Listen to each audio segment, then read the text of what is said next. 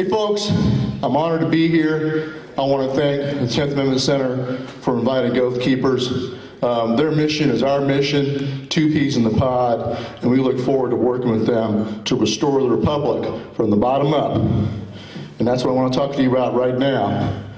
How many folks here know about what just happened in Tunisia? You know what happened? After 23 years of living under an oppressive dictator that had violated their rights, a corrupt government that had stolen their wealth and oppressed them, they finally got sick of it and got rid of him. Yeah. And when they ran him off, guess what the military of Tunisia did? Did they follow orders to shoot the people of Tunisia? No, they did not. The general in charge of the troops refused to fire on the people when they protested and demanded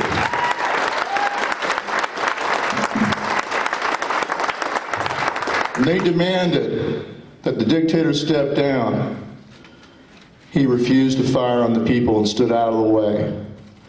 And there were some corrupt allies of the regime in the police who wanted to go ahead and use force on the people. But when the military stepped down, could they do it? No, they could not. And so the people of Tunisia, in a fairly bloodless revolution, got rid of a tyrant because the military stood down. Now, earlier, Michael Bolden asked you people, do you have the courage of the pot smokers in California in defense of your gun rights, in defense of your property rights, in defense of your state sovereignty? Now I'm going to ask you a question myself. Do you have the courage of the Tunisians in standing up for your rights?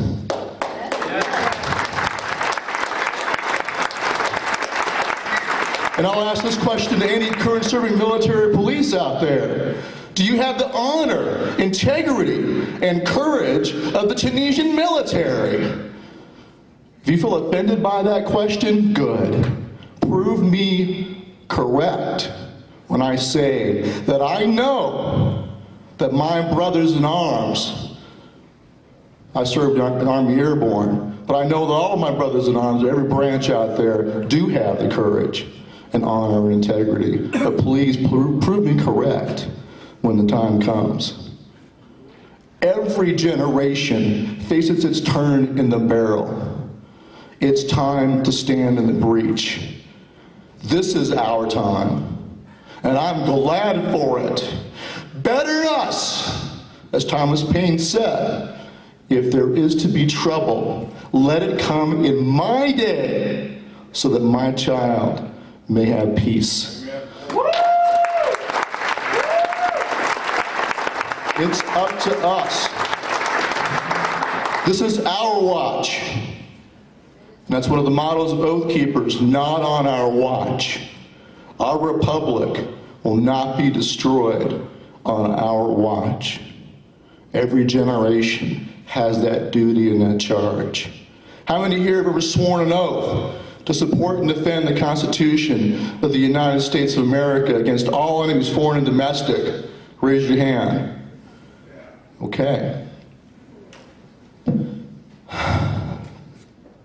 All of us who swore that oath should get down on our knees and beg forgiveness of the American people for our neglect of our duties. Me too, all of us included. We are here in the posture and position we are in right now, which is very much like what the Founding Fathers faced in the years leading up to the Revolution. Many of the same abuses. Go look at the Declaration of Independence. You can see a long list of abuses of their rights that finally caused them, compelled them to rebel. You will find a shopping list for our current government. You will find a list that is scary in how close it is to what's happening right now. Denial of jury trial. They were spirited across the seas.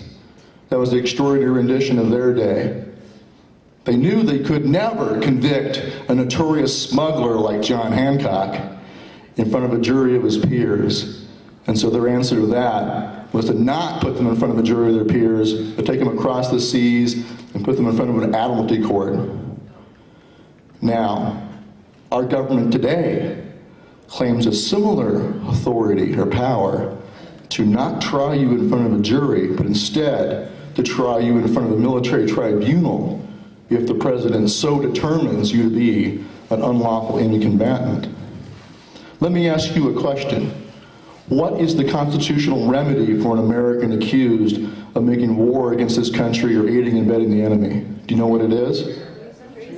A trial for treason. Exactly. As Justice Scalia correctly pointed out in his dissent in the Hamdi case, a case of a U.S. citizen, he said the proper remedy is a trial for treason, and that requires a jury trial and 2 witnesses to the overt act. Extra protection, because the founders knew and understood from English history, from the Star Chamber on, and what happened to themselves, that the charge of treason is what was levied against someone who was a political opponent of those in power. He knew that power would be abused and used to target political enemies. And so that's why they wrote the treason clause the way they did, very plain and clear. And Scalia pointed that out. It's like, what are you guys doing? The Supreme Court rubber-stamped the claim under the Bush administration that the president, as commander-in-chief, could treat any of you as though you were an Iraqi or an Afghani. No difference between them and us. That's the claim. Did it start with Bush? You think so? No, it didn't. It started with Lincoln. He, in the Civil War, didn't just suspend habeas corpus. He also detained 15,000 Northerners who were not in the military, not from the rebellious South, detained 15,000 of them in military detention. No indictment, no trial. And he tried about 5,000 of them by military tribunal. And the argument, when they went to the Supreme Court in 1866, the argument from the lawyers of the Lincoln administration was this to the court. Court, the Bill of Rights and Truth, that's how you know they're lying, the Bill of Rights and Truth are peacetime provisions only and have no effect on the power of the president as commander-in-chief in wartime, when the survival of the people is the highest law of the land. That's what they said. Supreme Court rejected that and said no more pernicious doctrine has ever been invented by the minds of man, and that the provisions of this Constitution can be set aside in times of war and emergency. So they rejected it, put that genie back in the bottle. It was resurrected by FDR in World War II. Among the things he did, he interned over 100,000 American citizens of Japanese descent. Once again, no indictment, no jury trial. When we're afraid, we tend to give up our liberties and sacrifice them on the altar of security. What did Franklin tell us about that? What was his warning? Those who would give up essential liberty for temporary security shall have neither. And he was right. What FDR also did is he claimed the authority to try by military tribunal any American citizen that he deemed to be an unlawful belligerent. And he only tried one like that. He was one of the 8 German saboteurs that came ashore to blow up factories in the United States. One of them was a U.S. citizen, at least at one time. He said, I'm going to go ahead and treat, even though he should be tried by treason under the Constitution, the president said, I can do what I want under the international laws of war. So he can bring the international laws of war into our country and apply them to the American people. And his executive order asserting this authority was almost exactly like Lincoln's. And then later, when George Bush grabbed a hold of that precedent, or his Bush administration, that executive order was also very much the same. Almost like Lincoln's, almost like FDR's. Very close. So, nothing new under the sun. Now here's something most people don't know. During the Bush administration, we had plenty of people on the political left criticizing this power of the president. But they did not say Oh no, you get a right to jury trial under the treason clause. They said, well, the court has a role to play in this. It was all a separations of powers argument. Congress hasn't given authorization, and the court has the authority to review. And so in the Hamdi case, when the court said, the president's power is not unlimited, this court has, a say, they were like, oh wow, a win for the, the Constitution. Nothing of the sort. Because they said nothing in this Constitution prevents the U.S. government from detaining one of its own citizens as an unlawful enemy combatant. That's what they said. But the court will have a special role to play. Like Scalia said, all the court was really doing is protecting its own turf.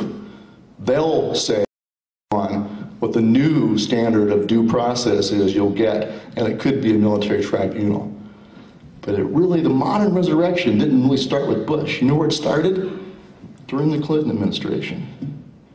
During the Clinton administration, right after the Oklahoma City bombing, two lawyers argued in the Law Review Journal. They said that the president should try McVeigh by military tribunal.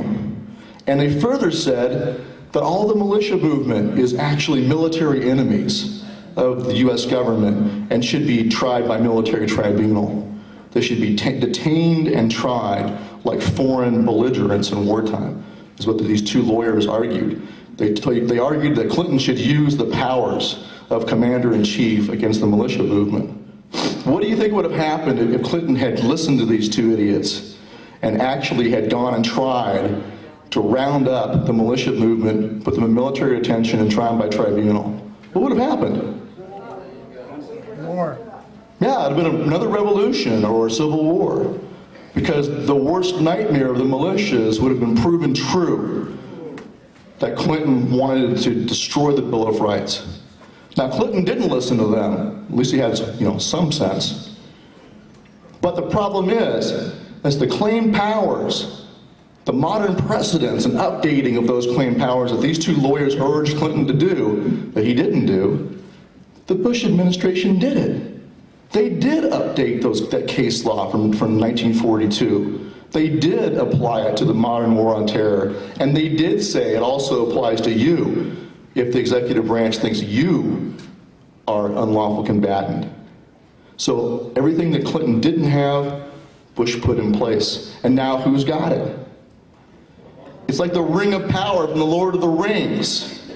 It's been brought home to Gondor and put on the table there, and it's laying there, it's whispering to Obama and every other president, use me for good. We'll do good together. We'll make change.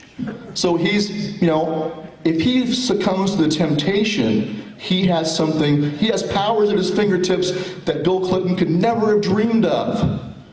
And right now, he claims the power and the authority to assassinate American citizens that he thinks are unlawful combatants. He's up the ante. You won't even get a trial. He'll just drop a predator on you. You'll get a Hellfire missile from a predator if he so deems it necessary. And he claims that his list of citizens that he wants to assassinate is a state secret, that you can't know about it. The difference between him and the dictator in Tunisia that was just given the boot is only a matter of degrees. No difference in principle. We have a government over us right now who claims the authority to regulate us in all cases whatsoever. As you heard earlier, that flips the constitutional republic on its head. Instead of a constitutional system where the government of the United States has only few and defined powers and all the rest remaining to the states, they claim the exact opposite. That they have all powers that are not explicitly prohibited to the federal government by the Constitution. They want you to think you have to run to the Constitution to see if you have a right to do something. Did the Constitution give you your right to bear arms? No. Did it give you your right to free speech? No. Does the First Amendment say, we hereby grant the people the right to free speech and assembly? No. It was a list of shall nots for the government. Congress shall make no law. The right of people to keep and bear arms shall not be infringed. Your rights come from where? God. They're God-given rights. They belong to you by virtue of nature and nature's God. that they want you to go run to the Constitution and look and see if you got a right to do something. Can you find a right to marry in the Constitution? Can you find a right to have children? Can you find a right to raise your own children and teach them? No. Do you have a right to marry and have children? Do you need a Constitution to give you those rights? No. You have natural rights. The only point of the Constitution is to protect them. The vision of the Founding Fathers under natural law theory, which is what this is, a natural law republic, was that your rights are as innumerable as the stars or grains of sand on a beach, uncountable. Their powers are what should be finite and defined and few. Everything else belongs to you, but they've turned that upside down. Picture a sea of rights and tiny islands of government power. That's what we're supposed to have. But instead, they claim, and by de facto they have, a sea of power with tiny islands of your supposed rights that are shrinking and disappearing every day because the tide is rising. What's the answer? Do you have the courage of the Tunisians? Does our military have the honor and integrity of the military of a Middle Eastern dictatorship? We don't hear stories about the Patrick Henry of Tunisia. There's no April 19th story coming out of Tunisia. There's no Bill of Rights in Tunisia. The rest of the world doesn't look to Tunisia to be the example for liberty. They're not the city on the hill, the shining light to the rest of the world. We are. Right? Right. So, let's do what is necessary and must be done. And what do we do? It's not enough to tell the current serving, please don't violate our rights. Please don't obey unlawful orders if you're given orders to shoot the American people or to oppress us, or any of the other things that we list in our Declaration of 10 orders we will not obey, such as invading a state that asserts its sovereignty in defense of its reserved powers. It's not enough to tell them don't do that. That's why I said earlier, we should ask forgiveness. We have to resurrect the institutions we have allowed to atrophy. Who was supposed to be the security of a free state? What institution? Militia. The militia. That's the institution Article 1, Section 8 talks about repelling invasions, suppressing insurrections, and executing the laws of the Union. It was the militia, and that's who? That's you. That was their answer to the ancient puzzle of who shall guard the guardians. If you are your own guardians, can you be oppressed? That was their answer. If you are no longer your own guardians, if you abdicate that responsibility to professionals, to professional police, and to a standing army, what do you think is going to happen? You can do that without cost? No, no such thing as a free lunch. Now, because we've abdicated that responsibility, there is a vacuum of power in our states. We are a weak people with weak states. We don't muster and train. We're not formed into units and organized with officers elected by us, as our forefathers were. We don't have our own security handled. Here in Arizona, you can't even keep your own counties from being overrun by the Mexican drug cartel.